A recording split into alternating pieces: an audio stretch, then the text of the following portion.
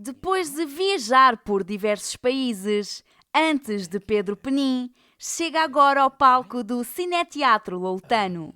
Antes aborda com ironia e humor a sensação de saudade e o apego ao passado, face a um presente doloroso. Ok, mas o que é que é?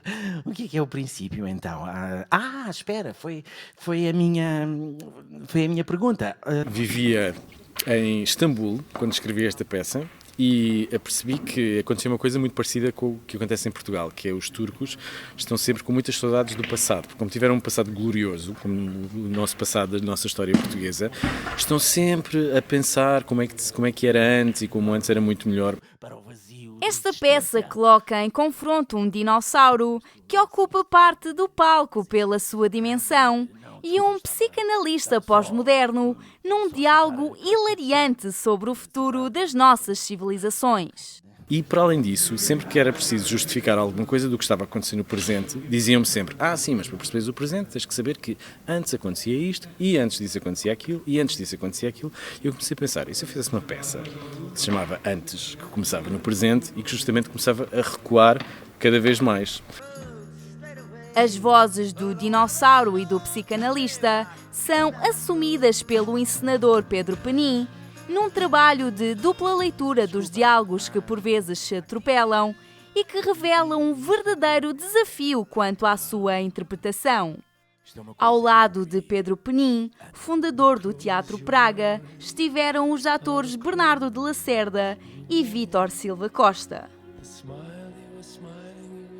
As pessoas ficam sempre muito surpreendidas com esta ideia de alguma forma, o espetáculo propor uma espécie de lição de história, porque fala muito sobre a história, ou sobre momentos específicos da história, mas não é uma lição, ou seja, não tem esse lado pedagógico e obviamente é uma obra artística.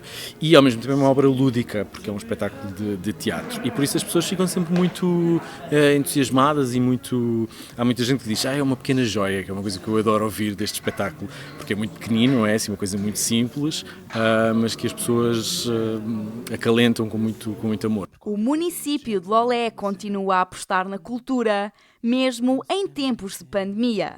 E é notável o agradecimento dos artistas que por cá passam. É muito louvável, porque para já é raro, não é? Porque nem todos fazem isso e não todos continuam a dar esse apoio, mesmo nestes tempos mais difíceis. E é bom que as pessoas saibam que os artistas estão a sofrer muito, porque normalmente são os primeiros a fechar, os teatros são os primeiros sítios que fecham e normalmente são os últimos a abrir. A sala do Cineteatro Loutano permanece encerrada, mas a cultura continua online e gratuita, com uma programação de referência. Um sítio assim, onde ser fosfato de cálcio é suficiente.